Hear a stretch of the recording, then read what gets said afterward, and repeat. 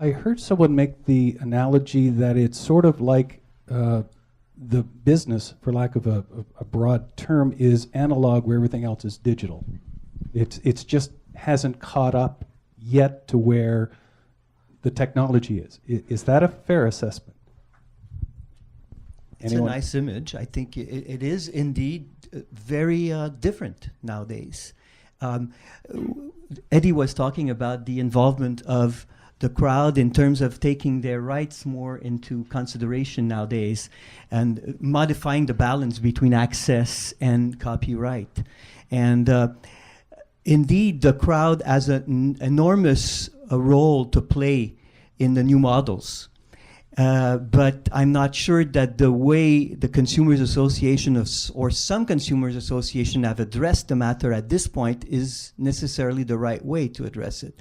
But there's definitely ways that musicians, writers have to partner with the crowd, with people actually listening to that music. But right now it seems like there's some interest trying to antagonize the people listening to our stuff and us making it, and that's very bad. I think to call it analog is interesting analogy, but really the way the structure of the industry grew up around what has become a mature industry. I mean, when everybody in this room and everybody listening to this, they take for granted the state of things that when they first become aware of it. But if you look back in history, in the copyright songwriting music publishing industry, there was a time when it was being disrupted by new technology decades ago, and piano rolls, and then subsequently to that, radio and shellac recordings, and there was a period of chaos, and out of that period of chaos, an equilibrium occurred, and then it became a mature business. So all the structure we have now is in place to service that and be the environment for that mature business. The digital part of our business is a very immature business. It's brand new.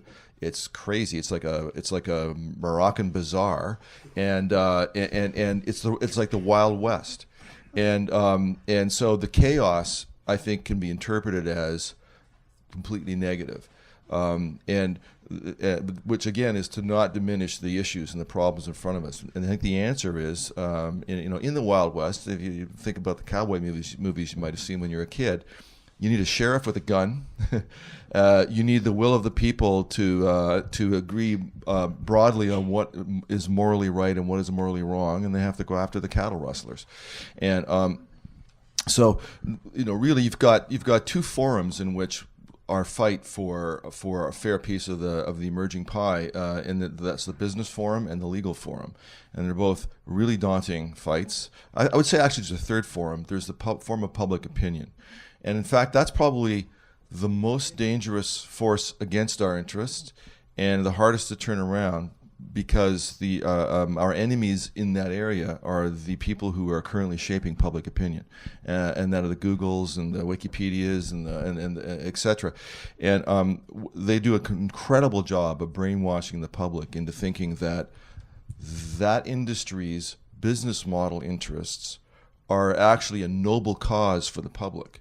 And so they have the public fighting their business issues for them under the banner of nobility, and that's our biggest fight. So if we can actually make people realize that the notion of things being free and freely available, and what all the things that Kim.com stands for are actually just somebody else's business that they're getting you to proselytize for, then we can really make some headway in both business and particularly the legal area.